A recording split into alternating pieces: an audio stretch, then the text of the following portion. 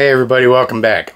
So, a lot of you may already be familiar with what happened down in Florida with Fish and Wildlife going in and slaughtering this guy's entire collection of pets, which is what they were.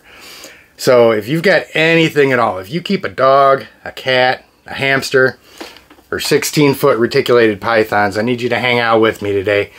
And I've got my boa imperator out, and I'm going to keep him out with me the whole time we're on here, because apparently Florida Fish and Wildlife needs a snake identification lesson. This is what a boa looks like. This is a boa imperator. A very different snake from a reticulated python or a Burmese python. And if you're going to sit there and stick your chest out with your Fish and Wildlife badge on and all your scare gear looking like an operator, then you should at least act like an operator and have a working knowledge of your field. So the whole time I'm talking, if you're with Florida Fish and Wildlife, go ahead and keep an eye on this. Really study this animal, because this is what a boa looks like. And it's one of the animals that got killed down there that actually didn't need to be killed because it was legal to be kept. As you can tell by my tone, I'm really disturbed by this. I mean, I'm gonna be going in today a little bit on what happened. I don't have any first-hand accounts. The information I've got, you know, is coming from USARK Florida and the way they described it. And I've also got a message for Florida Fish and Wildlife, and I've got a message for Governor DeSantis. And I'm going to keep the USARK Florida information in the description of this video. And you guys, if you keep any pets at all, if you have any empathy for the humane and ethical treatment of animals, then you need to get on and you need to at least sign up, get a membership, get a free membership, you know, because I don't care what kind of animal you keep. This story is pretty heartbreaking. And it's not like this is new. Things like this happen all the time down there. It's just this time it got filmed and the whole community gets to see how crooked these guys can be. So I really need you guys to hang in there with me. We're going to talk about this, and we're going to talk about what the community is going to do by way of trying to right this, by trying to prevent this from happening again. So before we get started, Florida Fish and Wildlife guys, did I mention this is a boa? Okay, just wanted to make sure. Okay, so essentially, there was a gentleman down there. As you know, the rules in Florida have been changing over the last few years. He had a collection of over 100 animals. And I'm not going to go into all of the details. There's people that explain it better than I do. But he was doing everything that he could to abide by the rules and the laws as they changed. And ultimately what ended up happening is Fish and Wildlife told him that he had to maintain the animals that he had. He couldn't rehome them. And then they came into his house under false pretenses and actually made him hold one of his animals while they executed it. And needless to say, you know, the guy wasn't capable of continuing. But I want you guys to take just a second to stop and think about that. You see, your dog, the family pet, you know, you may say it's not the same, but just take a second to think about what it would be like if animal control came into your house and said, your dog doesn't have a rabies tag on it. Hold him for a second. And they took a pneumatic hammer and they put it up to his head. Pop. And you had to watch your pet die in your hands.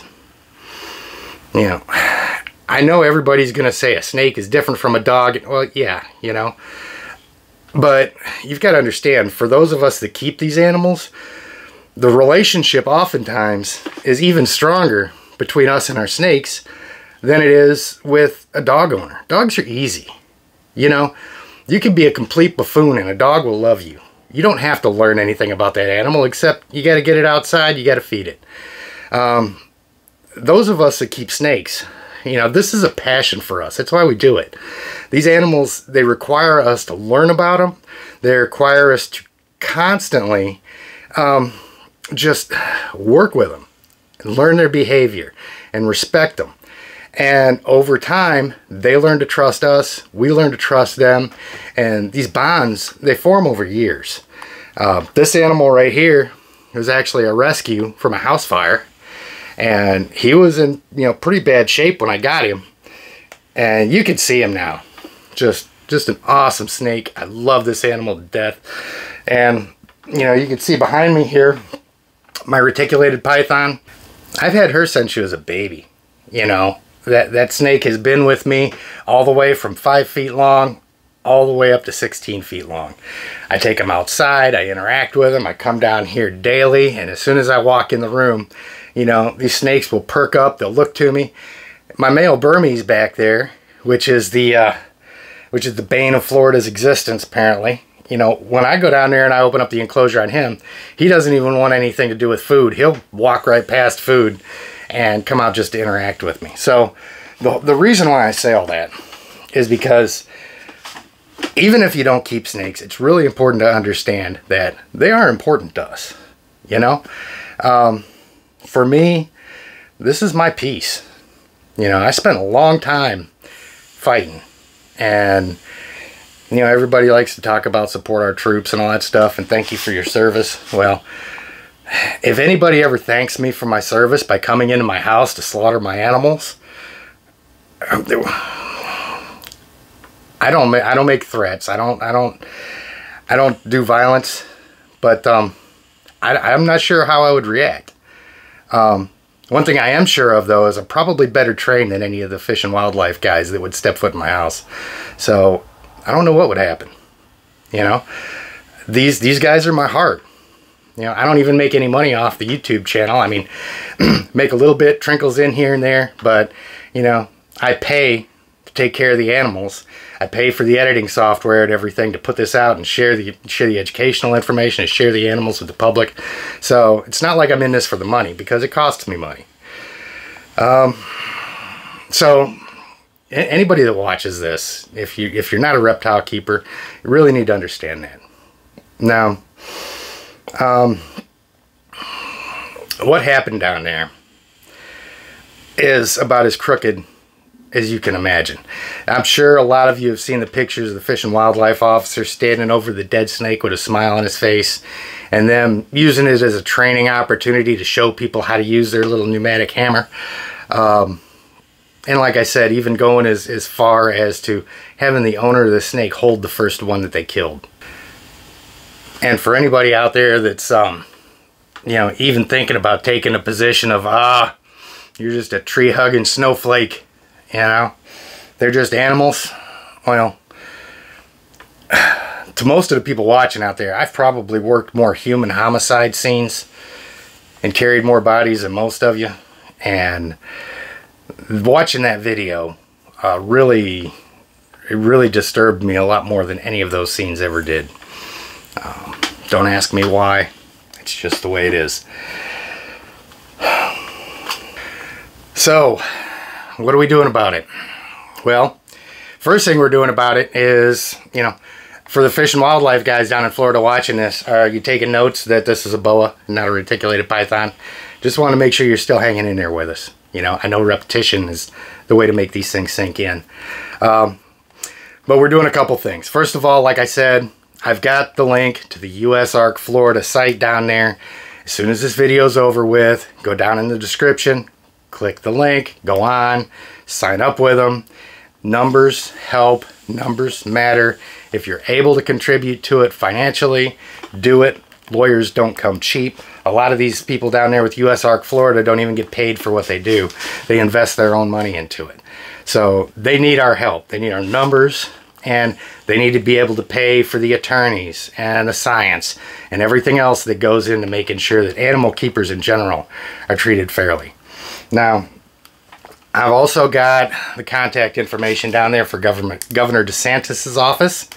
I'm going to have phone numbers, addresses, email addresses, make phone calls, send emails.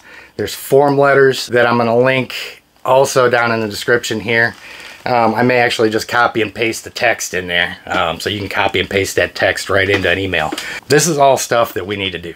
So for my message to Fish and Wildlife down in Florida, I'm going to direct this specifically to the Fish and Wildlife guy that's plastered all over the place, looking down on those dead animals there and grinning about it. Let me tell you something, stud.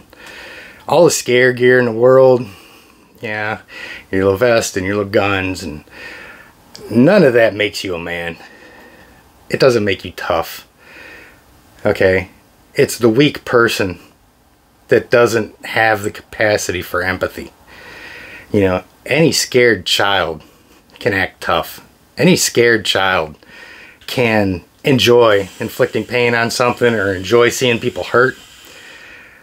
But you're going to find that most of us that have seen real pain in people or really had our ass on the line for something, empathy is foremost in our mind. Because there's nothing pleasant about it. There's nothing pleasant about suffering, whether it be human, animal, or otherwise. So you need to take that uniform off and you need to go find yourself another job, something a little bit more fitting your, you know, a little bit more fitting. Now I know there's a lot of people down there that really don't care about facts, but I guarantee you that there's not an animal in Florida that is responsible for more habitat and wildlife destruction than land developers are.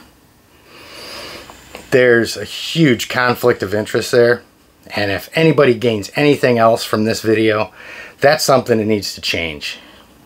You know, we need to be making decisions about our wildlife in the wild with science and sensible regulations, and those are treated differently than pets. None of the animals in my house are gonna escape out into the wild.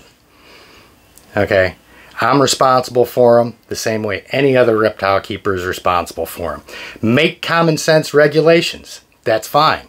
There's no excuse to manipulate those to where you can go into somebody's home and slaughter their animals that they have their hearts so wrapped up in right in front of their face.